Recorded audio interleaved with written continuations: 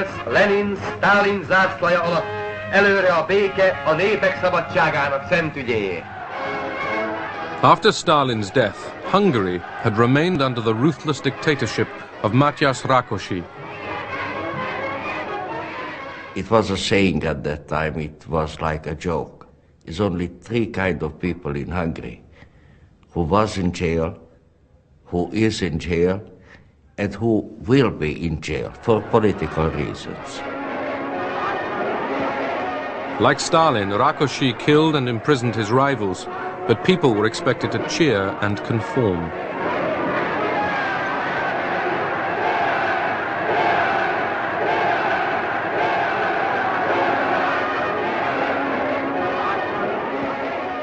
The new Kremlin leadership disapproved of Rákosi.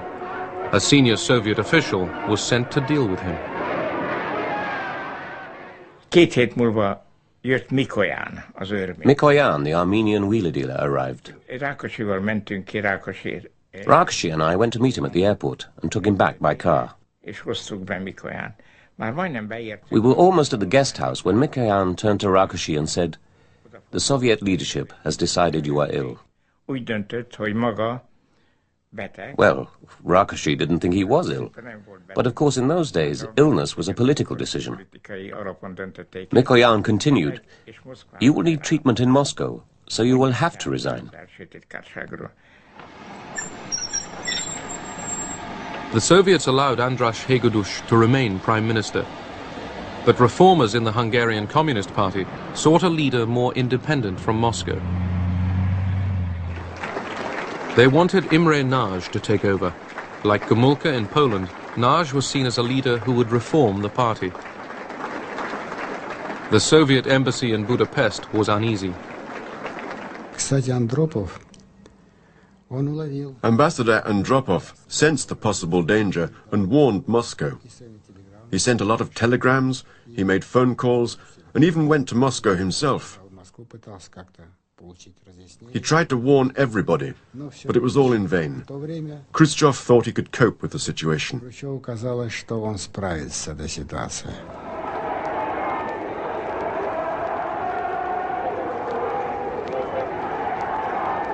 Inspired by Gomulka's success in Poland, thousands poured into the streets of Budapest. Students and workers demanded free speech, the disbanding of the secret police, and the withdrawal of Soviet troops. They paraded Hungarian flags with the communist emblem torn out. I was stopped halfway across Margit Bridge by women students. One of them asked me for my army cap. She pinned the Hungarian national colours to it and thrust a leaflet into my hand. It contained 14 demands. I could agree with 13 of these demands, but I couldn't agree with the 14th, which called for the withdrawal of Soviet troops from Hungary. This was a demand which we couldn't possibly achieve. The demonstrators carried portraits of Imre Nagy. Communist reformers urged him to take charge. Imre Nagy was suddenly taken from his home to the parliament, and he had spoke of some minutes. He began saying, "Comrades," and then the crowd roared and said, "We are not comrades." Nagy had misjudged the popular mood. Hungarians wanted immediate and radical change. In the center of Budapest, an excited crowd toppled the monument to Stalin. Nagy stayed silent when Hungary's tottering communist leadership called on the Kremlin to crush the growing unrest. I got a telephone call from my divisional commander in Cegléd. He told me, "You've got to go to Budapest. It's urgent." I asked, "What are my orders?" I was told that orders would be given when I arrived in the city.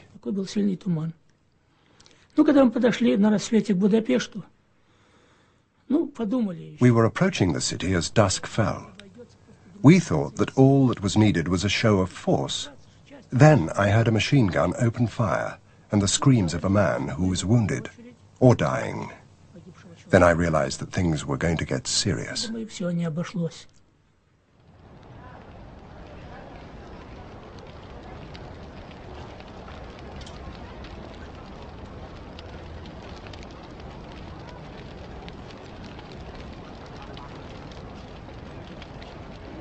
Armed civilians had prevented Soviet tank reinforcements from entering Budapest. The Hungarians had equipped themselves with Molotov cocktails, rifles, machine guns, and enthusiasm. I don't know how the guns work, but one older man, his name was Pista bácsi, he says, "Don't worry about it, I'm gonna teach you." And then I looked at the gun was bigger than me. They explained to me and showed me a couple of times. And the very first time I had to use it, I closed my eyes because, you know, for scared. I never used gun before. So then I looked around and there was a couple soldiers there. And they teared up from the uniform, they had stars for the Russian stars, so they teared it off. And they said, "Don't worry about little girl, we take care of you." Quite a few times I wanted to go home. Maybe the next bullet is going to be mine. And I started to go. And when I saw the 14, 15-year-old kids dead, I said, I was in the service for 2.25 years. I know how to handle a gun. And I'm going home, and I'm going to leave these kids to die for our country. The shame kept me there. During 4 days of fighting, the Budapest revolutionaries stood their ground.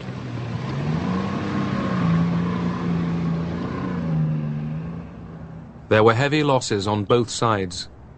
Imre Nagy arranged a ceasefire. The Soviets agreed to withdraw their troops from Budapest. The Kremlin hoped Nagy, now Prime Minister, could restore communist authority. But the patriot in Nagy was taking over.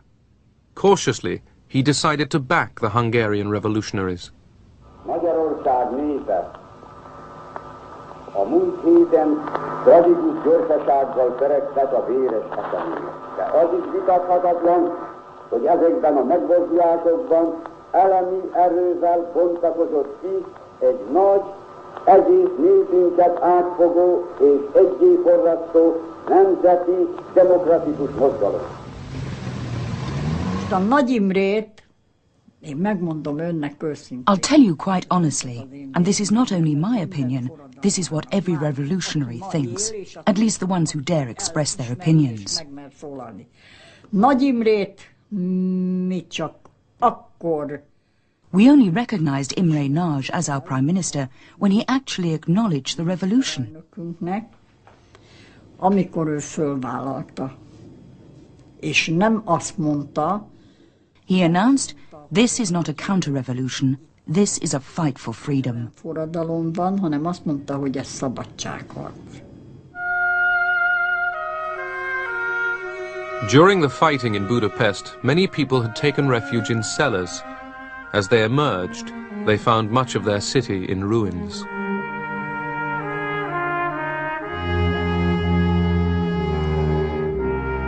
The Hungarians thought they had won their revolution. They came out to mourn their dead heroes.